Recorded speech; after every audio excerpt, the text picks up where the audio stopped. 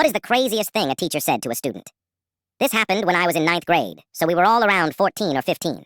We had this science teacher named Mr. Ivanov, and he had a weird way of talking that always made you feel like you were being judged.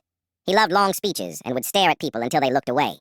One day we walked into class and saw a stack of papers on his desk. He didn't even look up and said, "Sit down. This quiz did not go well for most of you." The room got quiet fast. When he started handing them back, you could hear sniffing and chairs moving nervously. A kid near the back looked at his paper and whispered, "I studied for hours." And then he started crying. Mr. Ivanov stopped walking and just stared at him. After a few seconds, he said, "If effort mattered as much as you think, the world would look very different."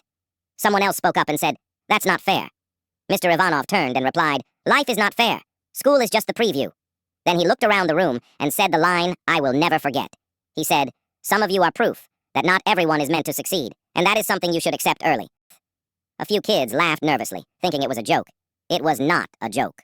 One girl raised her hand and asked, "Can we do extra credit to fix our grades?" Mr. Ivanov shook his head and said, "Extra credit does not fix broken potential. Some people peak early, and some people never peak at all, doomed to live in their parents' basement and stay jobless." Nobody talked after that. I remember feeling hot and cold at the same time. We were just kids, sitting in plastic chairs, being told we were already done for. After class, people were angry and confused. One kid said, "Can he even say that?" Another said, "I am telling my parents tonight." I told mine too, and my mom said, "That man should not be teaching children." The next week, Mr. Ivanov was gone. We had a substitute who avoided questions and changed the subject whenever his name came up.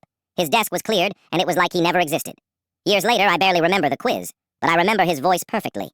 It is crazy how a teacher can forget your name, but you never forget the things they say to you.